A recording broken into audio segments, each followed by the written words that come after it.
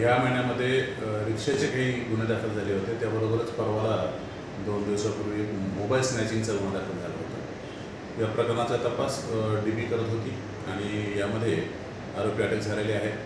पहिल्या प्रकरणामध्ये रिक्षा चोरीमध्ये जमीर अब्दुल कादिर शेख उर्फ बकरी गुड्डू नावाचा पुण्याचा आरोपी आहे, कोंडव्यामधला राहणारा.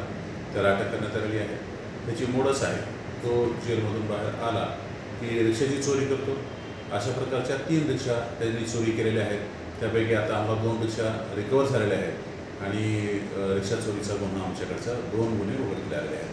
त्याबरोबरच जो मोबाईल स्नॅचिंगचा प्रकार घडला होता त्यामध्ये अक्षय इंगोले, उमेश दरे आणि सचिन पाटील असे 3 आरोपी अटक झालेले आहेत. त्यांच्याकडनं मागच्या गुन्ह्यातला जो मोबाईल होता त्यांनी स्नॅच केलेला तो मोबाईलही मिळालेला आहे आणि त्याबरोबर इतर 3 मोबाईल मिळाले.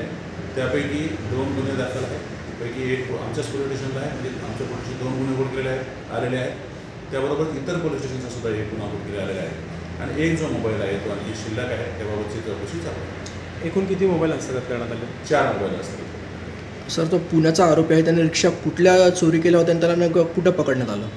त्यांनी रिक्षा ह्या आपल्याच हातीतून चोरी केलेल्या होत्या आणि सदर आरोपीला पुण्यावरून ताब्यात घेण्यात आलेला आहे. अगर आपके आसपास कोई भी घटना घटती है तो अपने मोबाइल पर कैद करें और हमारे व्हाट्सएप नंबर 9021 499 607 पर भेजें या हमें इस मोबाइल नंबर पर यानी कि 9021 499 607 पर कॉल करें।